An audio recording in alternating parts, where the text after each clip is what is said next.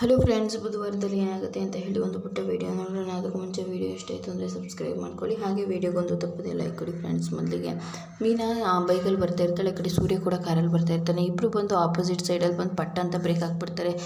ಏನಮ್ಮ ನಿನ್ನ ಕಣ್ಣು ಗಿಣ್ಣು ಕಾಣಿಸಲ್ವ ಏನು? ನನ್ನ ಹೆಂಡತಿ ಪ್ರೀತಿಯಿಂದ ಕೊಡಿಸಿರೋ ಕಾರ್ ಇದು, ಬಂದು ಇಕ್ಬಿಡ್ತಿದ್ದಲ್ಲ ಅಂತ ಹೇಳಿದಾಗ, ನಿನಗೆ ಕಣ್ಣು ಕಾಣಿಸೋಲ್ವೇನಯ್ಯ?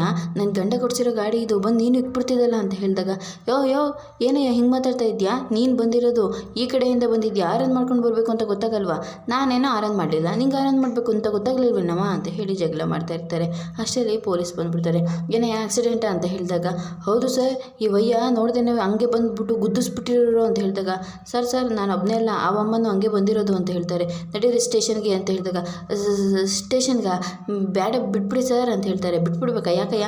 ಅದು ಅವಳು ನನ್ನ ಹೆಂಡ್ತಿ ಸರ್ ಅಂತ ಹೇಳಿದಾಗ, ಏನೋ ಹೆಂಡ್ತಿನ ಗಂಡ ಹೆಂಡ್ತಿನ ಇಬ್ಬರು ನಿಂತ್ಕೊಂಡ್ರಲ್ಲಿ ಹಿಂಗೆ ಜಗಳ ಮಾಡ್ತಾ ಇದ್ದೀರಾ, ಹೋಗೋಗಿ ಮನೆಗೆ ಅಂತ ಹೇಳ್ತಾರೆ. ಆಗ ಸರ್ ಆಗ್ಲಿಂದ ಹೇಳ್ತಿದ್ರಲ್ಲ ನನ್ನ ಹೆಂಡ್ತಿ ಒಳ್ಳೆ ಮೈ ಮೇಲೆ ಭೂತ ಬಂದಂಗೆ ಆಡ್ತಾಳೆ ಅಂತ ಹೇಳ್ಬಿಟ್ಟು, ಇವರೇನ ಸರ್ ಆ ಹೆಂಡ್ತಿ ಅಂತ ಹೇಳಿ ಹೇಳ್ತಾರೆ. ಏನೋ ನಾನು ಮೈ ಮೇಲೆ ಭೂತ ಬಂದಂಗೆ ಆಡ್ತೀನ ಅಂತ ಹೇಳಿದಾಗ, ಅದು ಹಂಗಲ್ಲ ಕಣೆ ಮೀನಾ ಅಂತ ಹೇಳ್ತಾರೆ.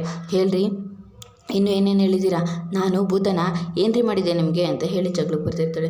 ಲೇ ಮೀನಾ, ಏನೋ ಮಾತಿಗೆ ಒಂದ್ಸಲ ಅಂದ್ಬಿಟ್ಟಿದ್ದೀನಿ, ಅದಕ್ಕೆ ಯಾಕೆ ರೋಡಲ್ಲಿ ನಿಂತ್ಕೊಂಡು ಜಗಳ ಮಾಡ್ತಾ ಇದೆಯಾ? ಮನೆಗೆ ಹೋಗೋಣ ಬಾರಮ್ಮ ಅಂತ ಹೇಳಿದಾಗ, ಭೂತ ಯಾಕ್ರಿ ಮನೆಗೆ ಬರಬೇಕು, ನೀವು ಮನೆಗೆ ಹೋಗಿ ಅಂತ ಹೇಳಿ ಬೈಕ್ತಾಳೆ. ಅಲ್ಲಿಂದ ಹೋಗ್ಬಿಡ್ತಾಳೆ.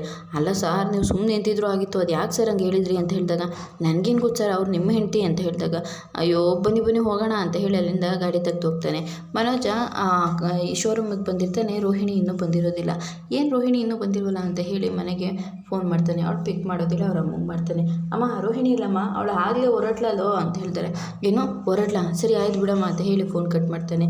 ರೋಹಿಣಿ ಮನೆಯಿಂದ ಹೊರಟು ಇಲ್ಲಿಗೆ ತಾನೇ ಬರಬೇಕು, ಎಲ್ಲಿಗೆ ಹೋದ್ಲು? ಪಾರ್ಲರ್ಗೇನಾದ್ರು ಹೋಗ್ಬಿಟ್ಲಾ ಅಂತ ಹೇಳಿ ಫೋನ್ ಮಾಡ್ತಾನೆ. ಅವಳು ಹಾಸ್ಪಿಟಲ್ಗೆ ಬಂದಿರ್ತಾಳೆ.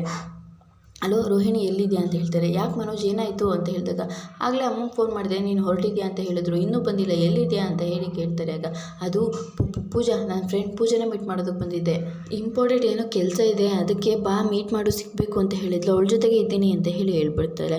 ಆಗ ಓ ಹೌದಾ, ಅವಳ ಜೊತೆಗಿದೆಯಾ, ಸರಿ ಆಯಿತು ಅಂತ ಹೇಳಿ ಮಾತಾಡ್ತಾ ಇರಬೇಕಿದ್ರೆ ಪೂಜಾ ಕೂಡ ಅವರ ಶೋರೂಮಿಗೆ ಬಂದುಬಿಡ್ತಾಳೆ.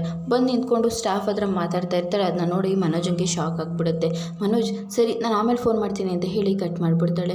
ಅರೆ ರೋಹಿಣಿ ಪೂಜನ್ ಜೊತೆ ಅಂತ ಹೇಳಿದ್ಲು, ಇವಳು ನೋಡಿದ್ರೆ ಇಲ್ಲೇ ಇದ್ದಾಳೆ, ಮತ್ತೆ ಯಾಕೆ ನನಗೆ ಸುಳ್ಳು ಹೇಳಿದ್ಲು ಅಂತ ಹೇಳಿ ಹಾಗೆ ಕೋಪ ಮಾಡ್ಕೊಂಡು ನಿಂತಿರ್ತಾನೆ.